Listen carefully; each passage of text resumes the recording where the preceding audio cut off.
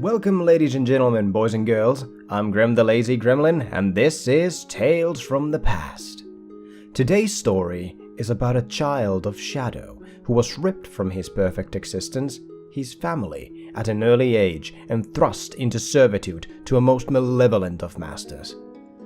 Pain, however, can be a powerful motivator and hate can drive the greatest of destinies to fruition.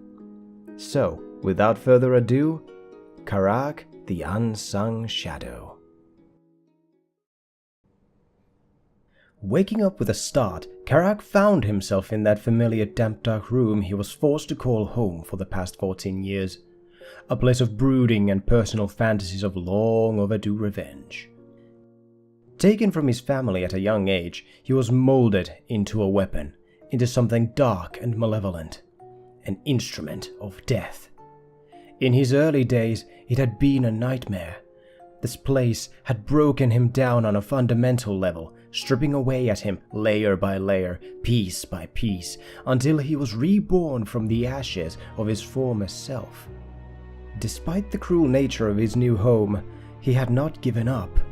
These chains would not hold him forever, and the thought of claiming his vengeance gave him purpose.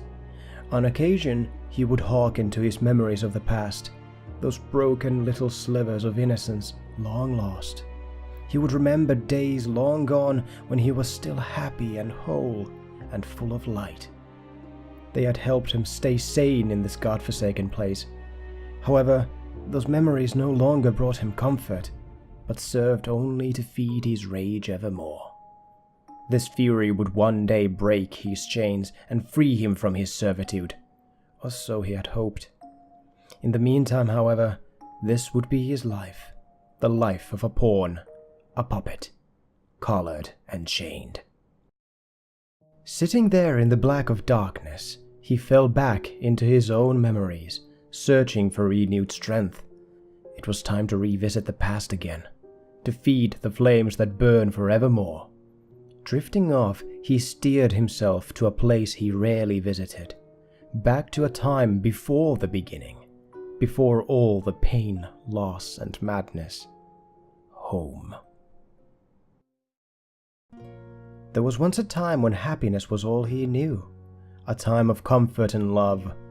In those days, he had a family, a mother and a father.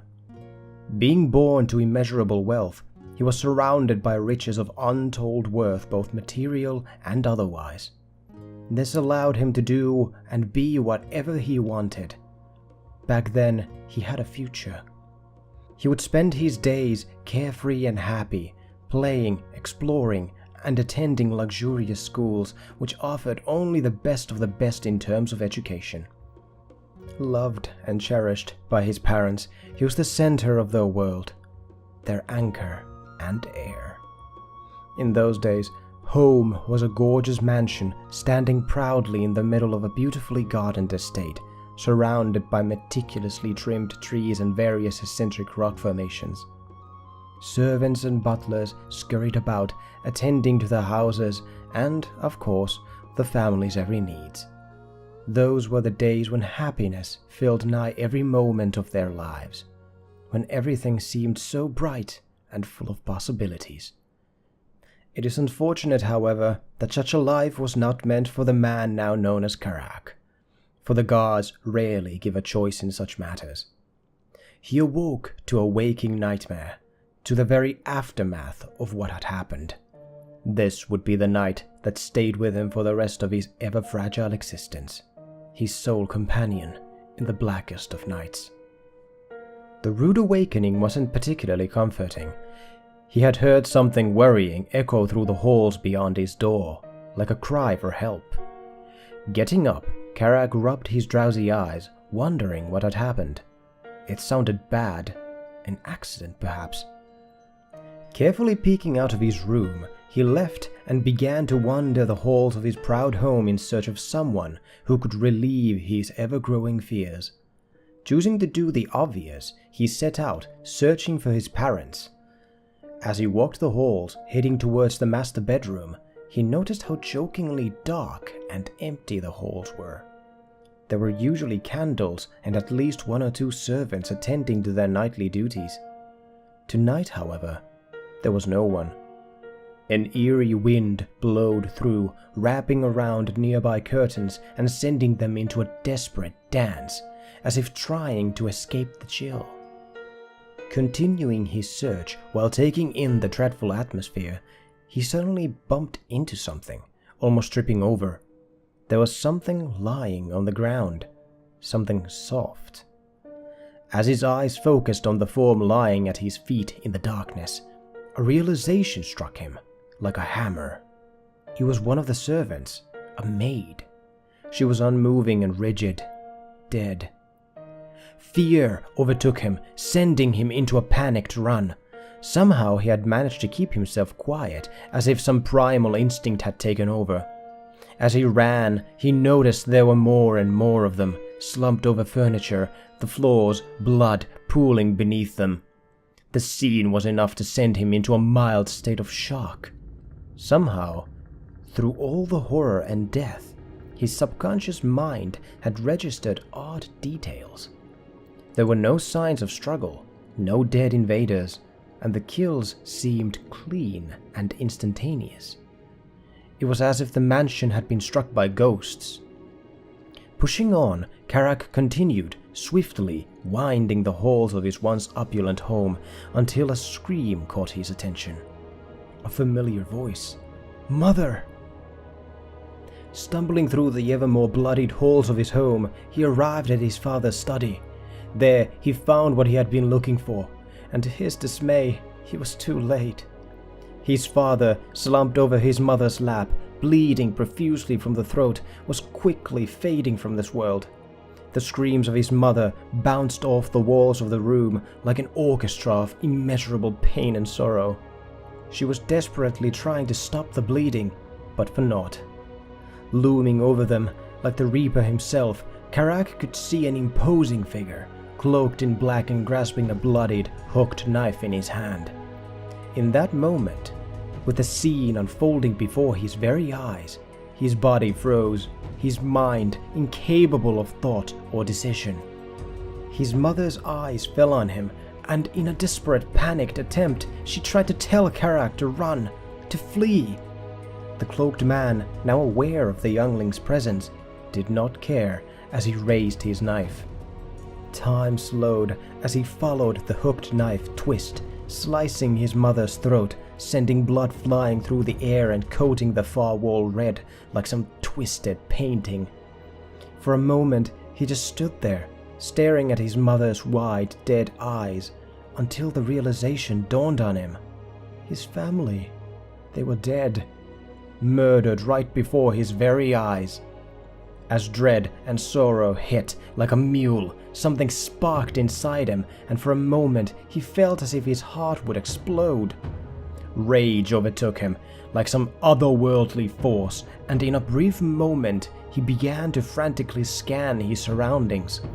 Spotting a weapon, his eyes fell on a small table on his right, next to the door. On the table sat a tiny letter opener, gleaming in the dim light. It felt as if it was calling to him. This would be the crude instrument that set his new life in motion. Bursting into a sprint, Karaak grabbed the letter opener in mid-flight and lunged himself at the cloaked figure standing over his now expired family. The man barely noticed Karaak's quick and silent approach, and only managed to grab his wrist at the last second, saving himself from certain death. Only a few more inches from the jugular, and Karaak could have had his revenge. The man, clearly impressed by the impudent little whelp, struck him with the back of his hand, stoking his fire evermore. There was promise there, the cloaked man thought. Possibility.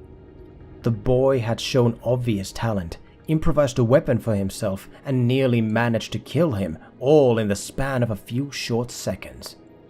Staring into Karaak's eyes, he saw no remorse, no doubt, only pure, undiluted hate. Drawing his knife to full view and spreading his arms wide, he taunted the enraged youngling into another offensive. Karaak, blinded by his fury, took the bait and threw himself at the cloaked murderer, coming in low and fast. The man dodged his attack, floating away like a feather, all the while sending a gentle kick in his way. It wasn't meant to harm the boy, but to test him, to see if he truly had natural talent. Another taunt. The kick connected, and he could see the rage twisting the boy's features to something akin to a snarl, those burning eyes staring holes through him. Suddenly, like the wind, Karaak threw himself at the invader yet again, this time grabbing a vase from a nearby table and flinging it at him in one quick, decisive motion. The man raised his arm, covering his face from the flying piece of decor, knowing full well what the youngling intended. On contact, the priceless vase exploded into a million pieces, leaving behind an irritable cloud of dust. The distraction had worked, or so Karaak had thought. Lunging at the man, he suddenly felt a sharp pain shoot across his abdomen. The man had casually countered his move, throwing his knee up into Karaak's stomach and folding him in two. As the boy lay there on the floor, holding his midriff and coughing furiously, the cloaked figure approached, gazing coldly down at him. Leaning in closer, he stated the obvious. "Boy, there is fire in you." A short, suffocating silence fell as the man considered his options. Finally, he continued, "I can ignite that fire into an inferno, make you into something more, something to be feared." Narrowing his eyes, he gestured at the two bodies across the room. "Or I can break you and leave you here to die with your sad little family, like the prey you are. The choice is yours." Rising to his full height, still keeping his eyes locked on the collapsed form at his feet, he patiently awaited for an answer. From this day on, nothing would ever be the same again. It had felt like an eternity since that fateful day, Karaak thought to himself as another of his brutal strikes connected with its intended target. His sparring partner was not much of a challenge, but like his master was keen on saying, overconfidence can be as dangerous as any living foe. Deciding it was time to finish the match, he quickly slit his way past his opponent, catching him by the throat and holding him there in a chokehold.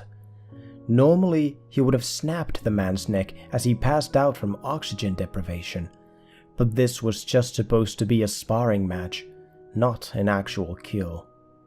Being an assassin, however, rarely meant fighting fair. His opponent, finally unconscious, dropped his knife. As it hit the floor with an audible clank, Karaak could hear that familiar condescending clap echo across the training hall.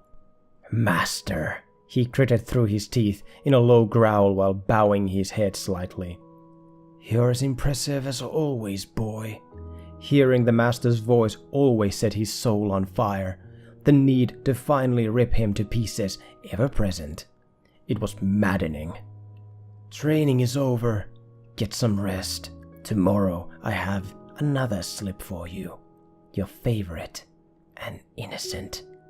His face twisted into that infuriating smirk, as if he was patting himself on the back. Another one, Karaak thought to himself. As if the armed sparring partners with killing intent aren't enough, but he's forcing me to go after people who don't deserve it.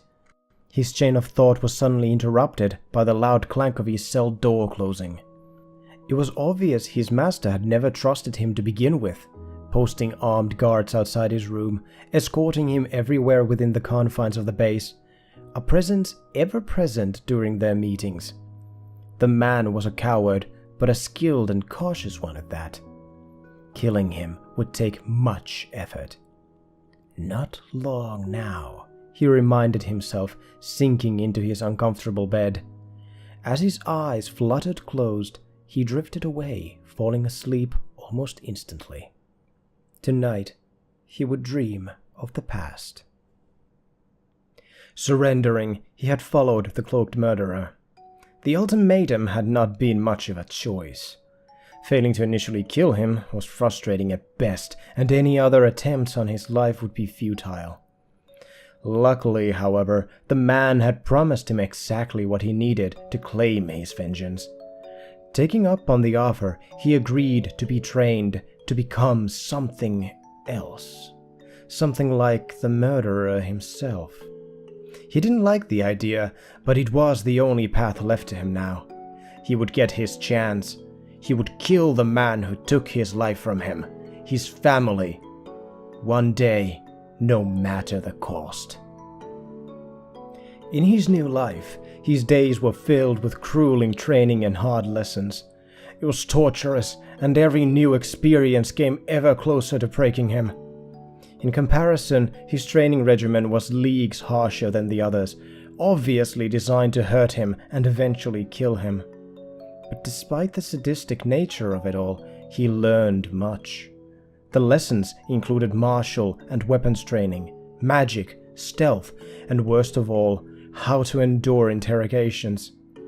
Some days were pure madness with the inclusion of alchemy, specifically poisons. They would teach him how each kind of venom and poison would affect the body and mind by injecting him with lethal dosages. However, death was never able to wrap its cold, uncaring arms around him. He would prevail in the face of this lunacy, for the fire in him raged ever eternal.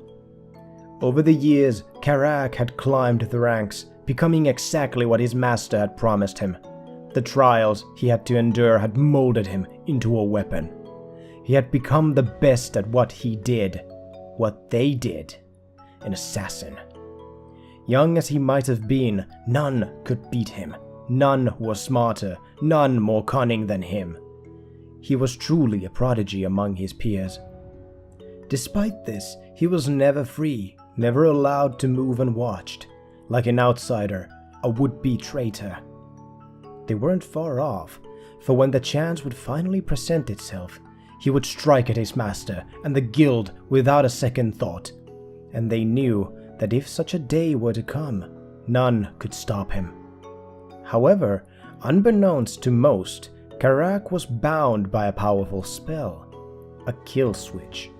This secret was the leash holding him at bay, his master's insurance for Karaak's unwavering loyalty. After flourishing in his training, the master had brought in a mage, someone who could help with the growing predicament of binding Karaak to his will. This had manifested in the form of a sort of magical bond, binding him to his master. Blood would be the catalyst, and a phrase the key. If by some miracle the master were to perish, the spell would automatically activate and end Karaak's life as a precaution. This was the true nature of his imprisonment, bound to the will of a malevolent master, a slave. Another day, another slip with a name on it. Waking up, Karaak readied himself for the kill. Another innocent victim to be crushed beneath his machine of machinations.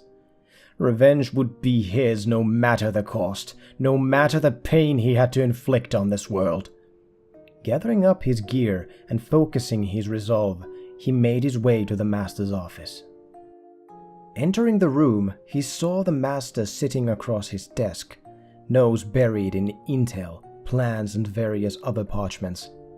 The room always struck Karaak as surprisingly minimalistic. For the leader of an organization, the master wasn't one for lavish decor, but Karaak knew he was an avaricious little worm. Approaching the desk, he remained silent, waiting for his orders. The man didn't even bother to speak, but instead only grinned that same infuriating smile he always wore. Handing him his orders, he nodded Karaak to leave. It was time to spin another web, to plan, to end a life. Fortunately, there was a silver lining to all this lunacy. During assassinations, Karaak was free of his jailers, free to do as he pleased, as it should be, for even a minor mistake could cost the entire mission. Leaving the base of operations, he could feel a hint of freedom and relief wash over him. Breathing in the fresh air, he stood there for a moment, marveling at the outside world. Soon he would be free, but for now it was time to get to work. During his excursions into the outside world, he had put a plan in motion, a long-term scheme that would usher in the destruction of his master and his little cult. Manipulating events, greasing hands, and pulling strings, Karaak had spent years upon years spinning his web of deceit from the shadows. He had slowly inched forward, tightening his grip around his master's throat, with him being none the wiser. It had not been easy, however, for in this line of work, patience and utter secrecy were fundamental to his plans. It was only a matter of time now, and it filled him with giddy.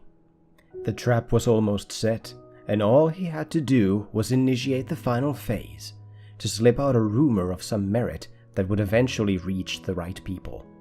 His time was nigh. Unfortunately, he would not be able to predict exactly when the chaos would begin, and so Karaak had to be sure his master was not suspecting a thing. He had to finish the assassination. This kill would be the last. No more innocent deaths. The target was a bureaucrat, a banker of some repute. Karaak wasn't aware of the reasons behind the hit. He never was. Either way, it wouldn't matter. The man had to die. During his prep work, Karaak had found out a great deal about the target's routines, where he went on a daily basis, who he was, his connections, and the fact that he was nothing more than an ordinary family man. The reason for the mark on his head must have been political. How unfortunate that he had to die. However, before the mission, there was work to be done. The last phase of the plan had to be set in motion, and with it, Karaak had to finish the assassination quickly as to be at the scene on time. He wouldn't want to let his chance, the fruits of his long labor, go to waste. Calmly walking to a nearby inn, he tried to suppress a subtle hint of a smile. The anticipation was palpable. All he had to do was meet with one of his many contacts and pay him to spread the word. Finally, the end game would begin in earnest. Going over everything in his head as he climbed the back wall of the banker's mansion, Karaak felt a familiar bang in his chest. Remorse. That godforsaking feeling accompanied him on every assassination, at least the ones he had confirmed to be innocent. He had vowed the man would die quietly and painlessly. Better to make it quick than let him suffer. Reaching the window, he pulled out a small needle-like dart from the folds of his leather gauntlet, an instrument of delivery. The poison he had concocted was of his own design, something meant to euthanize rather than murder, an easy death. Carefully taking aim, he made sure he was alone before letting loose the poisoned dart. As it struck home, Karaak knew the man would not wake up again. His sleep would now be ever eternal. Turning to leave, he cursed for allowing himself to do such cruel things. The family would now be less for it, broken because of him. Broken like his. As he leapt out, gracefully gliding to safety, a thought raced through his mind. He didn't deserve it. They never do. Returning to his prison, Karaak had reported the successful assassination to his master and retired to his cell. But the look of things, there was still time to prepare before everything was thrown into chaos.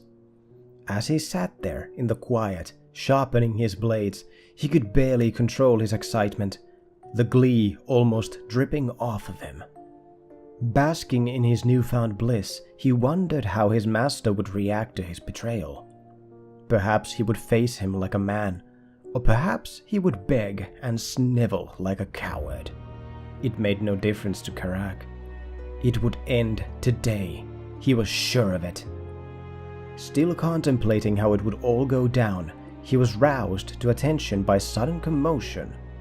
Yelling and the clash of steel echoed through the halls, and he could see his jailers nervously shift at their posts.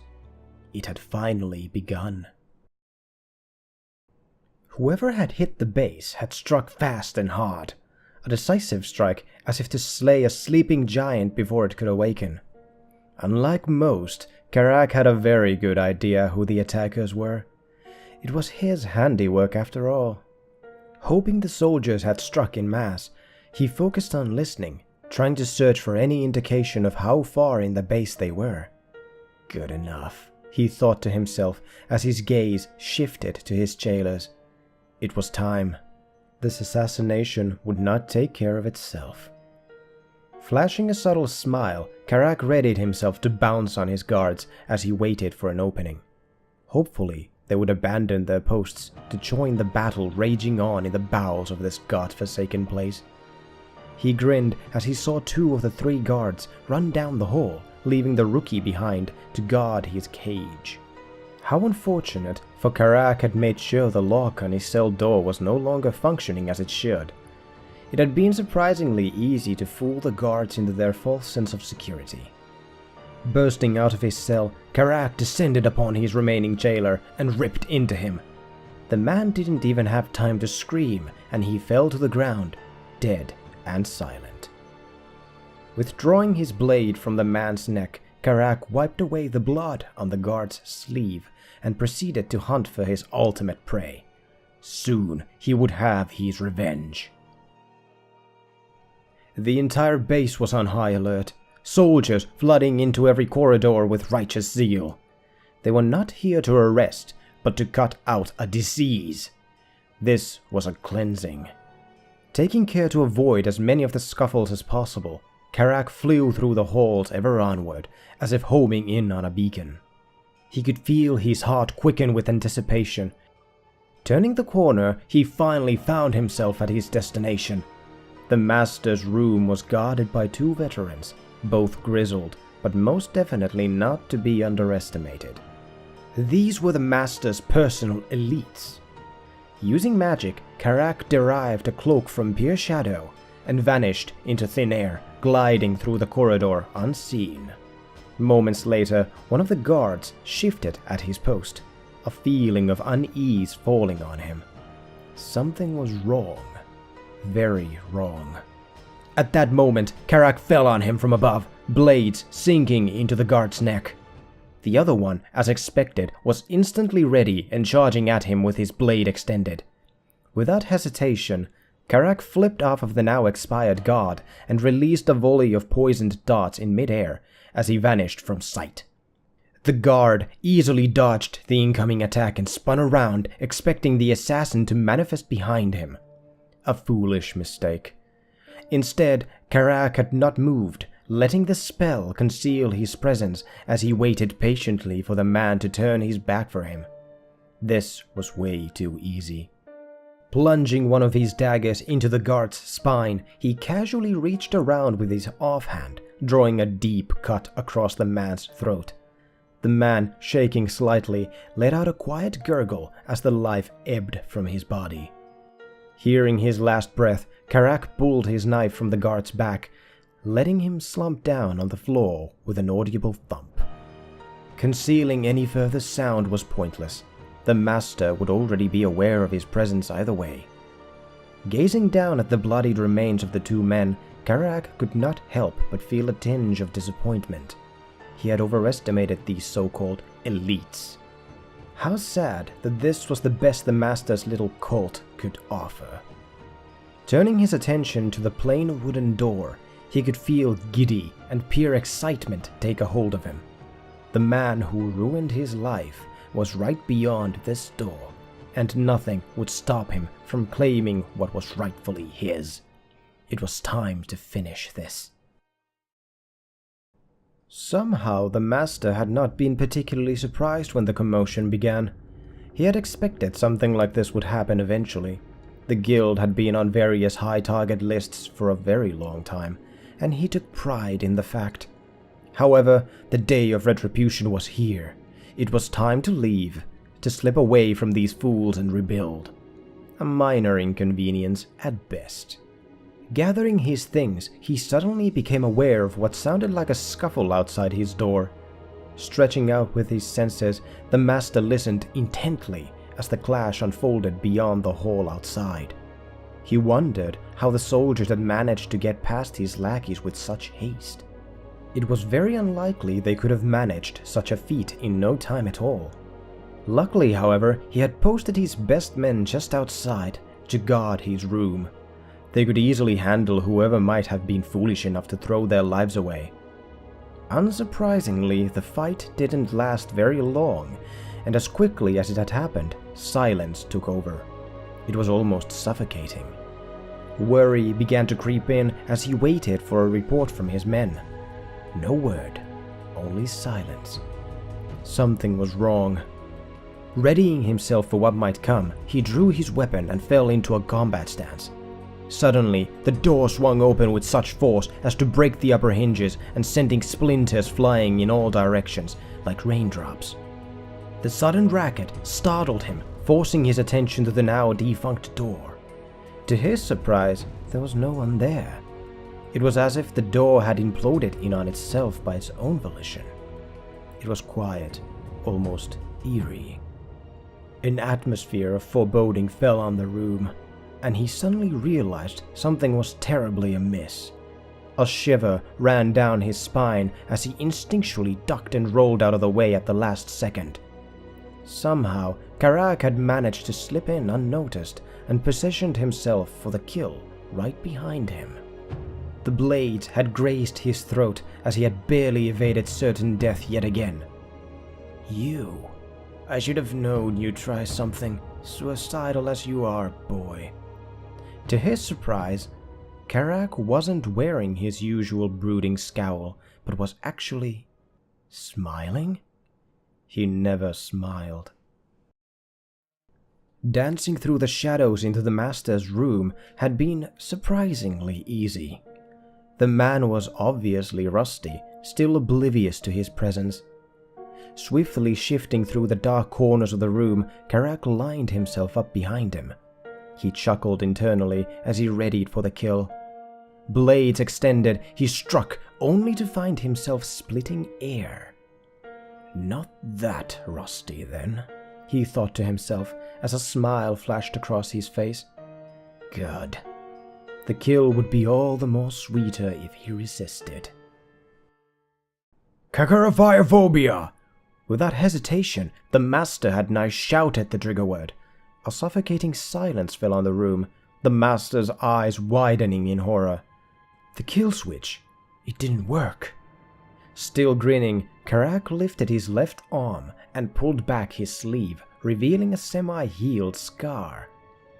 "I have a little something for that," he said, spreading his grin even wider than he thought possible. "What? How?" the master exclaimed, frozen from shock and nearly stumbling on his own words. A small chuckle escaped Karaak's lips, sending shivers down the master's spine. "How indeed? You're not the only one with magically inclined friends, master," he added mockingly. "I'll tell you my secret right before I end you, once and for all," he continued, eyes wide and grinning.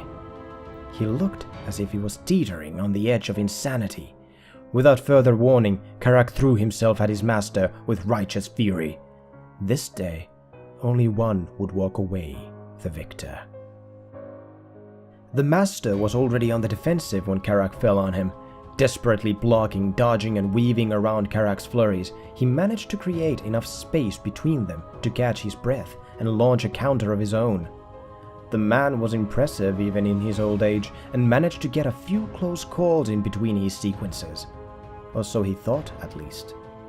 Karaak, however, relished in his own style of one-on-one combat. He had a very peculiar way of approaching head-on fights, lulling the opponent into a false sense of confidence while waiting for the perfect opening.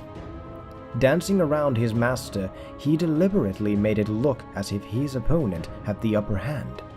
Eyes sharp for when the opportunity presented itself. In the distance, they could hear the commotion closing in. They were running out of time. In a desperate attempt, the master tried to remind Karaak, "If you kill me, the switch will kill you too. Are you truly so spiteful as to throw your own life away for petty revenge?" "It's a secret, remember?" Karaak responded in a snide way. Suddenly, he saw his opening and lunged in, plunging his blade into the master's shoulder as he swept him off his feet with quick and decisive footwork. Falling to the floor, disarmed and bleeding, the master began to shout like a lunatic. "Kakaraphirephobia! Kakaraphirephobia! Gods damn you, die!" The fight was over, and they both knew the outcome. The only difference being that Karaak knew what would happen from the very beginning, ever since that fateful day. It was preordained.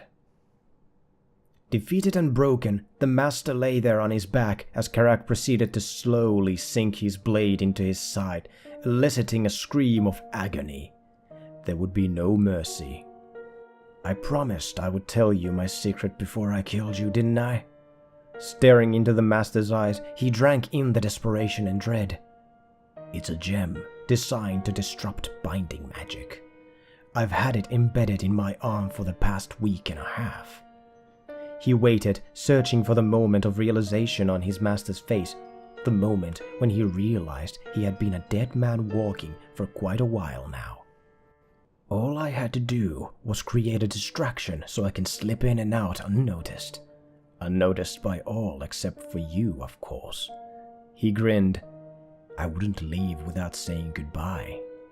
As the master opened his mouth to say something, Karaak plunged his blade deep, stopping him before he could say a word. "No more talking, old man," he growled through his teeth. "It's time for you to sleep, and for me to leave." Being careful not to miss the moment, he glued his eyes to his master's. He had to see it. The moment when the light faded from his eyes, when he was finally free of this monster. It was cathartic. He stayed there for a while, eyes wide and grinning. It was finally done. He was dead. Snapping out of his inner revelry, he heard the pounding of feet getting closer and closer. It was time to leave.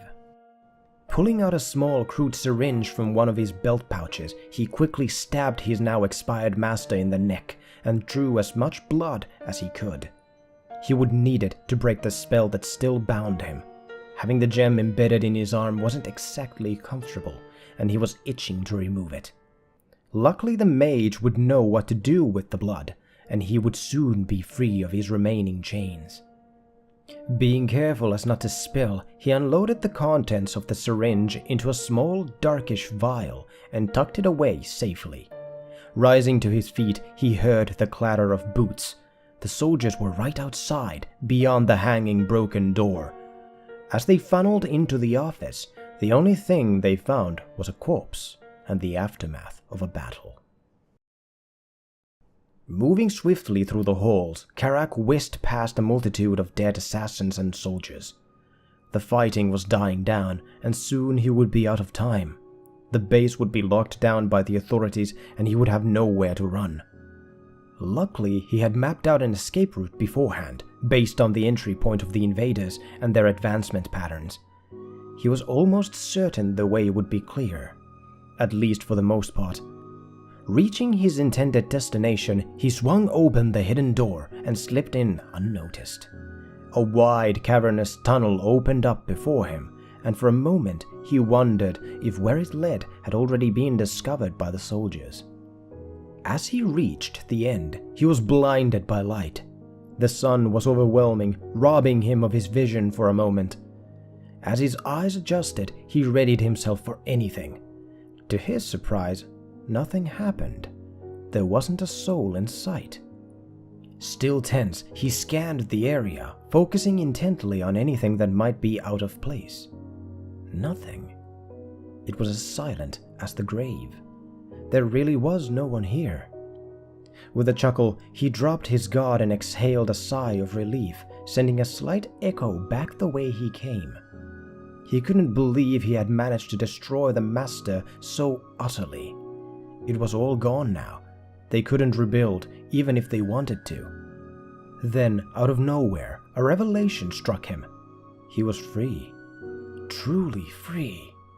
At that moment, the world began to open, like a painting receiving its color for the first time. The air felt cool and pleasant, and the sun felt warm on his skin. Breathing in the fresh air, he gazed up at the sky. Seeing the trees blow in the wind, clouds slowly moving overhead, he felt it. Calm. The rage was gone, tamed for the first time in he couldn't remember how long. It had felt like an eternity. Drinking in the precious moment, he inhaled a deep, ragged breath. Everything felt so alive and full of possibility. With a grin, he set his mind on leaving the past behind, closing this dark chapter that had been his life. As he walked away, he could feel his many burdens fade away, carried by the wind and lost to memory. A fitting goodbye.